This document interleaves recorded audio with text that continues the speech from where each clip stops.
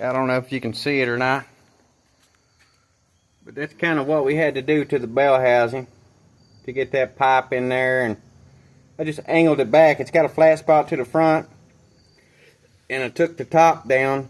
Now you could take underneath that and bring it out, you know, or build it up with weld till you could get it up there really tight up against that pipe, maybe stiffen it up. I don't think you need all that.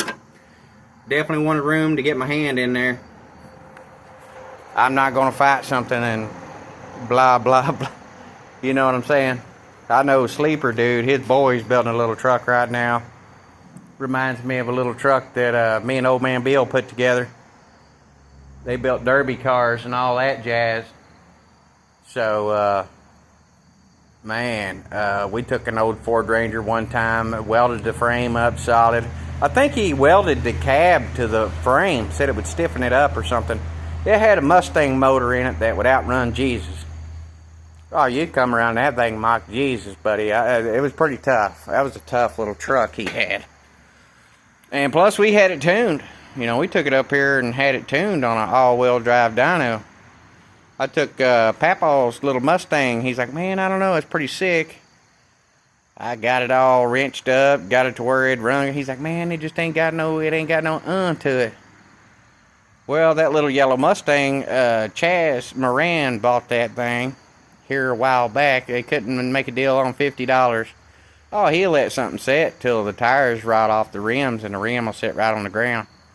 I took it up here. I think they charged him, it might have been like $2,200 or $3,200 and had it dynoed.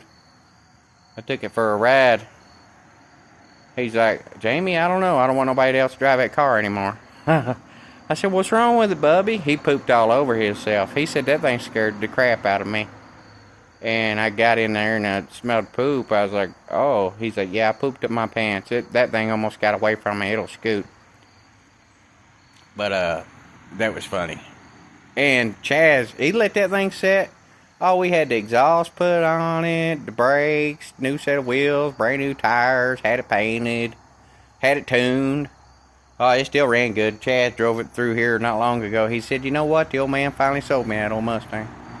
I said, buddy, he's got brand new trucks up there 200 miles in the driveway. It's paid for, son. He ain't hurting. I was like, he won't back down on 50 cents. Don't even try it.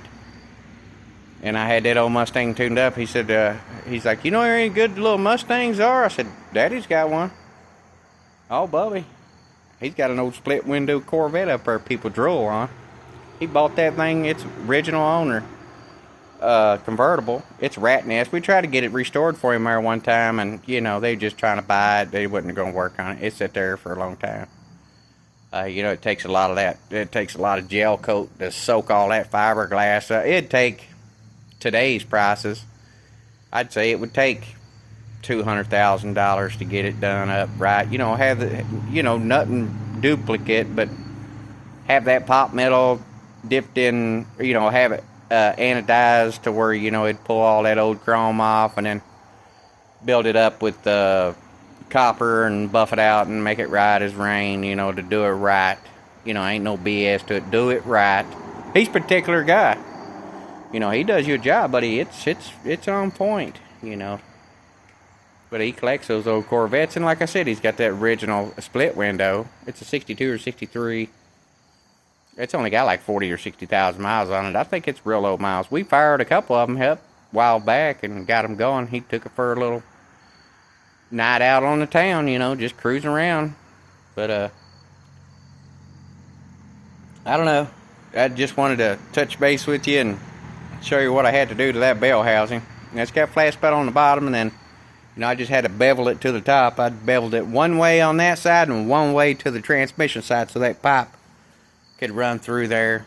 And we wait on these bolts. As soon as I get these bolts, I'll stick this thing down in there. And then I'm going to start tearing that dash out and all that out next couple days. And then that way we can just start putting this thing together. Forget about it. Hopefully get it running. May have to wait on a few little parts. Gonna have to wait on that transfer case shifter. I did find one cheap. You know, I found one the guys wanted $1,000, and I found another one. It's the same thing, cable. It's only $250.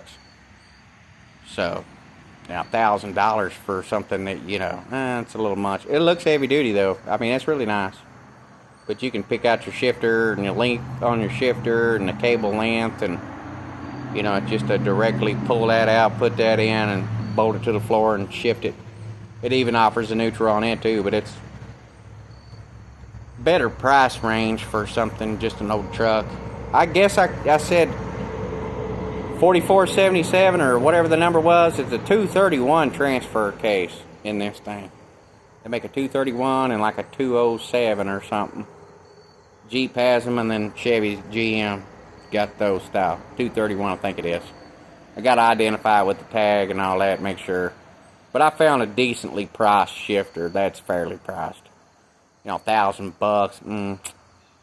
Be hard pressed to swing that. I'd try to cobble up something. I could make a piece that would go down in there.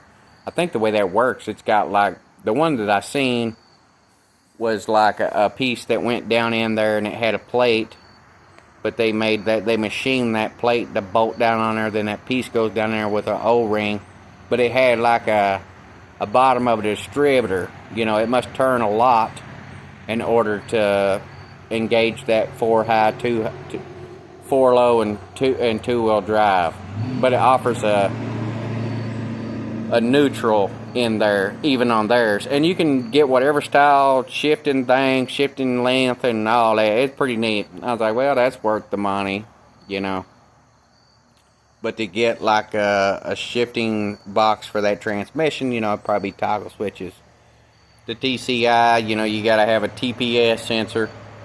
It'll mount somewhere on a firewall, but it's got a cable, and it's pretty much the same thing as the gas pedal drive-by-wire is. It just reads voltage and relays it to the transmission, hence the term E. It's electronic gadget. So it's got to read at least a half a volt. The TCI does. Atomic Transmission makes them. Jags makes them. There's a bunch of different ones. But that TCI, you got to have a power probe. It's got to at least at idle read a half a volt. At startup, whatever idle is, it's got to read a half a volt. If it won't do that, it won't calibrate. It won't shift the transmission. So I'm reading up on it pretty good. I even thought about putting a manual valve body in it. I think that'd be the best thing to do. Manual valve body.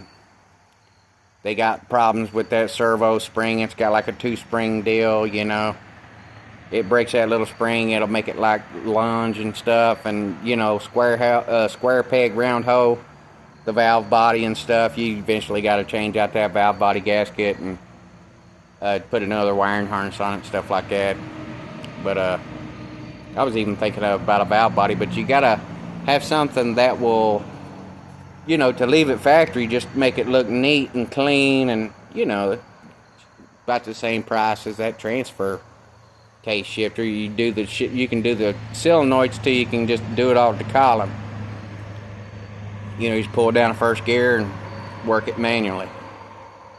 Just a manual valve body, but it's got to have something like I think it's like some kind of vacuum thing with the line pressure. But it would have, you just put it, once you put it all the way up and drive, it'll do it overdrive by itself too. So just a 4-speed with overdrive. But that's enough blah blah blah. Next thing we got to do, as soon as we get them bolts, I get that bolt together, I'll stick that down in there. We'll get the motor mounts on it. I'm going to start pulling out the wiring harness and pull that dash out so we can cut a hole in something if we need to or whatever. I measured it out. It's 24 inches long, and that motor's only 20 inches long. But if you add on that clutch fan, that thing comes out almost 6 inches. So there's going to be a lot of room to the front of that motor. But it has I'll have to wire up the electric fans for that motor. So we got to do that. And whatever it takes to fab up a motor mount, that might take a little bit of time. So get a motor mount, get the bell housing bolted up, get motor mounts made, and use these factory motor mounts, and then we can hook up the wiring harness and stuff. That won't be bad. There's already a hole on this side where the PCM kind of fed in on that side.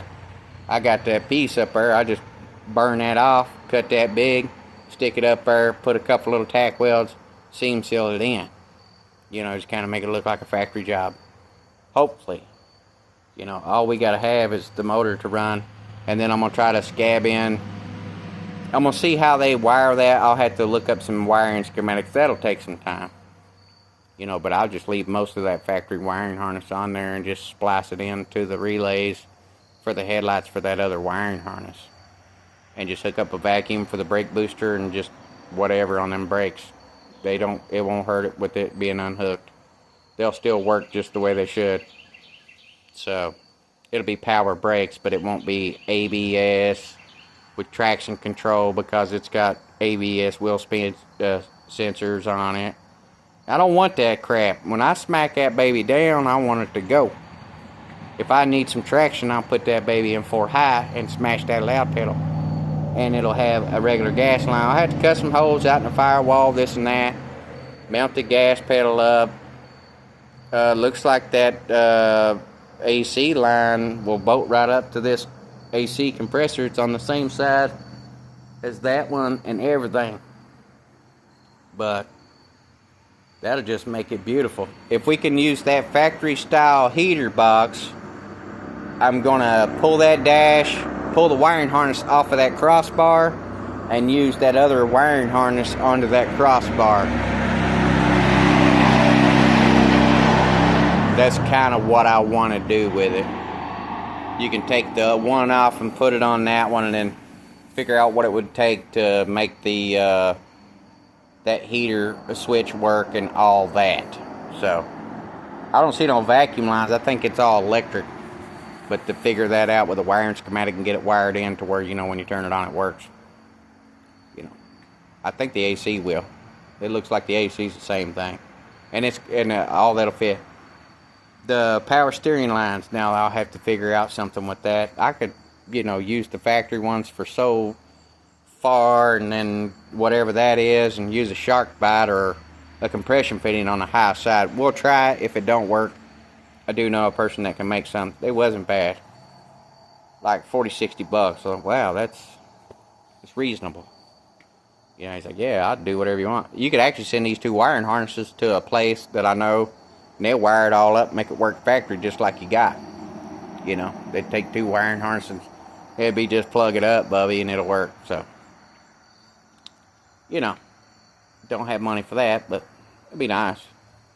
And have it, you know, daydreaming about getting it dynoed for $500 with, you know, some kind of extra whatever, and it would be 100% right with a 4L80 and a shifter for that transfer case, and, you know, maybe put the Max and Pearson's front and back rear diff, you know, make it to where it's tuned right for the highway. When it goes into overdrive, you know, you can drive it. You go to Illinois or Indiana, something like that, you know, they're running 100, 120. I'm like, dude, I'm running 100 mile an hour. You know, I ain't going no faster. You know, I want to stay around 80. I go 90. That's about all I want to go. You can do that, I'll be happy. And you know, with that 80 transmission, you know, you put a thermostat on it, of course, and you know, pretty much pull anything you wanted to. You'd have the power. You know, not like I would be towing something ridiculous. It's a 1/4-ton truck, but, you know, that light motor makes it just feel good. It don't feel heavy like a full-size truck, you know.